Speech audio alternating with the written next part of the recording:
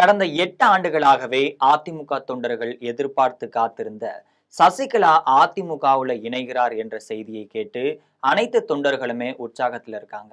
அவர் எடப்பாடியுடன் கைகோர்த்திருக்கிறார். இதற்காக சம்மதம் செய்யும் வகையில தான் மத்திய நிதியமைச்சராக இருக்கக்கூடிய நிர்மலா சீதாராமன் சிறப்பு ஆலோசனை கூட்டத்தையும் நடத்திட்டு வராரு.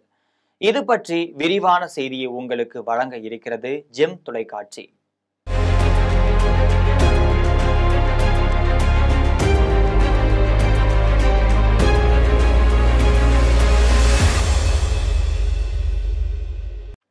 கடந்த 2016ஆம் ஆண்டு முன்னாள் முதலமைச்சர் ஜெயலலிதா மறைவிற்கு பிறகுதான் அதிமுகவுல அடுத்த கட்ட பொறுப்பு சசிகலாவிற்கு வழங்கப்படும் என பேசப்பட்டு வந்தது. அதனால சொத்து குவிப்பு வழக்குல சசிகலா சிறை செல்லும் வாய்ப்பு இருந்ததால் புதிய பொதுச் செயலாளராக தேர்ந்தெடுக்கும் சிறப்பு ஆலோசனை கூட்டமானது கூவத்தூர் ரிச்சார்ட்ஸ்ல நடந்து வந்தது. 10 நாட்களாக நடைபெற்ற ஆலோசனை கூட்டத்துல எடப்பாடி பழனிசாமிக்கு பொதுச் செயலாளர் பதவியை சசிகலா வழங்கியிருந்தார். ஆனால் அதன் பிறகுதான் எடப்பாடி பழனிசாமியும் சசிகலாவும் எதிரும் புதிருமாக இருந்து வருகிறார்கள்.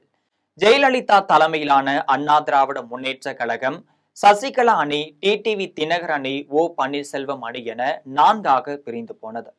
தற்பொழுது 5வது அணியாக முன்னாள் அமைச்சர் செங்கோட்டையனும் களம் இறங்க இருக்கிறார்.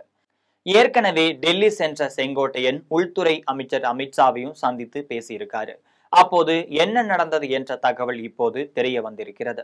உள்துறை அமைச்சர் அமித்ஷாவிடம் செங்கோட்டையன் பேசும்போது அதிமுகவில் அனைவரும் ஒன்றிணைந்து செயல்பட வேண்டும் என்பது எல்லோருடைய எதிர்பார்ப்பாக இருக்கிறது.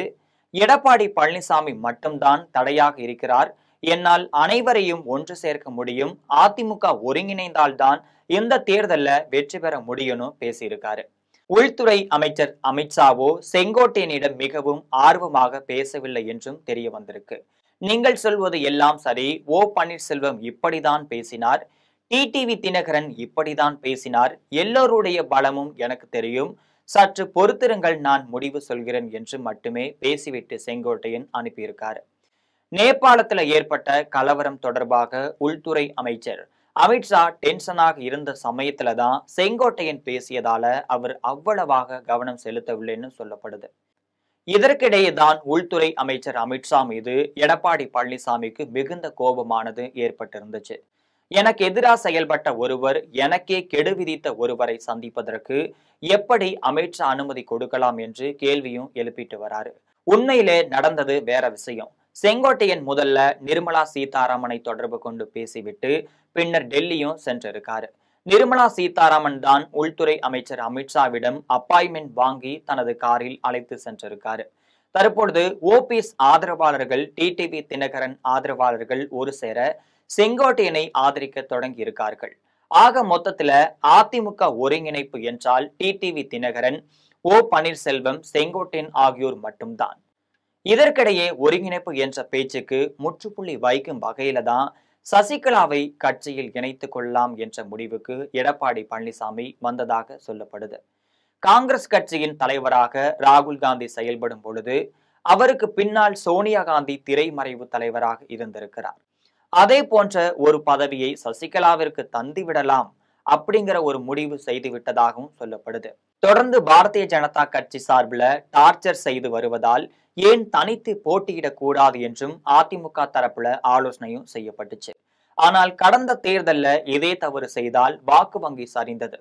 எனவே இந்த முறை பாஜக கூட்டணியை விட்டு கண்டிப்பாக விலகக்கூடாது என்று முடிவெடுக்கப்பட்டிருக்கு.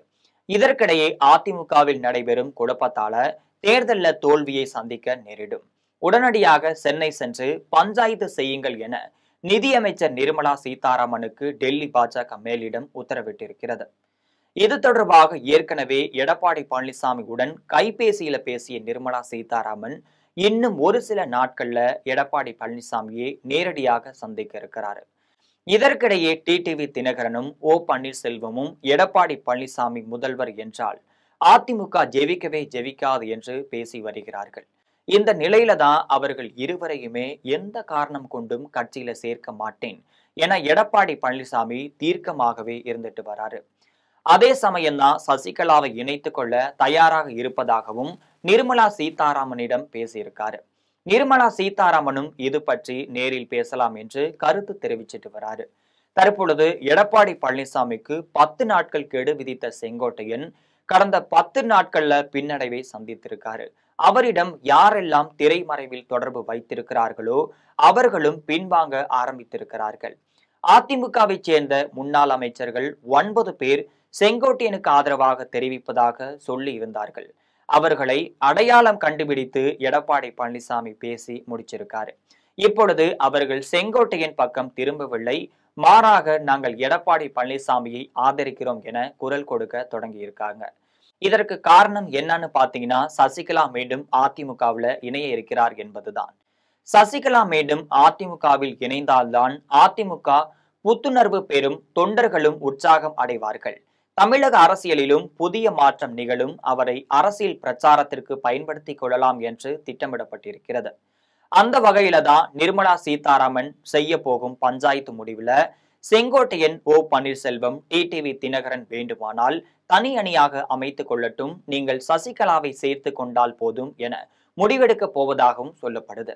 ஏற்கனவே அதிமுகவில் இணைய வேண்டும் என பிரதமர் மோடியிடம் சசிகலா திரைமறைவு பேச்சுவார்த்தை நடத்திட்டு வராரு. உள்துறை அமைச்சர் அமித்ஷாவும் நிச்சயமாக அது நடக்கும், கவலைப்படாமல் இருங்கள் என்று சொல்லியிருந்தாரு.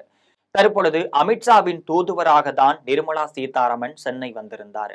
எனவே அக்டோபர் முதல் வாரத்துல அதிமுக தொண்டர்களுக்கு தீபாவளி பரிசாக எடப்பாடி பழனிசாமி, சசிகலா ஆகியோரின் புதிய நட்புடன் அதிமுக புதிய எழுச்சியை காண காத்திருக்கிறது என்பது முக்கிய செய்தியாகவே பார்க்கப்படுகிறது.